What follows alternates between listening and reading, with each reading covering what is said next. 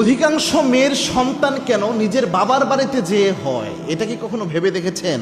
এখানে একটা তিক্ত সত্য কথা লুকিয়ে রয়েছে আমাদের সমাজে, পরিবার ব্যবস্থাগুলোতে। দেখবেন আপনি যদি যারা সন্তান হচ্ছে যদি খোঁজখবর নেন, দেখবেন 80% মোটামুটি তারা তাদের সন্তান প্রসবের আগ দিয়েই তারা নিজের বাবার বাসায় চলে যায়, ওই জায়গায় তাদের সন্তানটা জন্মগ্রহণ করে। এর কারণটা কি? এর একটা মারাত্মক কারণ রয়েছে। তার কারণ হচ্ছে, একটা মেয়ে যখন গর্ভবতী থাকে তার শরীরের অবস্থা কিন্তু এরকম ভালো থাকে না, কাজের ওই মন মানসিকতা থাকে না, তার ওই রকম সাংসারিক এফোর্ট দেওয়ার মতো ওই মন মানসিকতা, শরীরের এনার্জি, এই জিনিসগুলা থাকে না।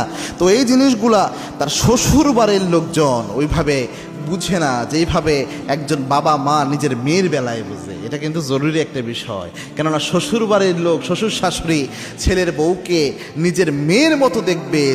বলাটা যত সহজ, আসলে বাস্তবতা কিন্তু এতটা সহজ হয় না। খুবই মারাত্মক একটা বিষয়।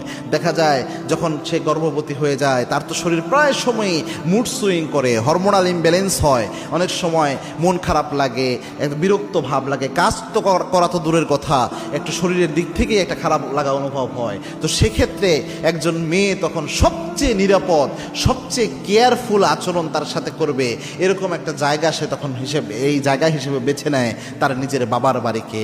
কেননা সে জানে পৃথিবীর কেউ আমার দুঃখ না বুঝলেও, পৃথিবীর কেউ আমার ব্যথাটা না বুঝলেও, আমার যে জন্মদাতা পিতা রয়েছে, আমার যে মা রয়েছে, তারা এটা বুঝতে পারবে যে আমার শরীরটা কেমন লাগতেছে। এটা কিন্তু চিরসত্য, বাস্তব, তিক্ত হলেও মেনে নেওয়ার মতো একটা কথা।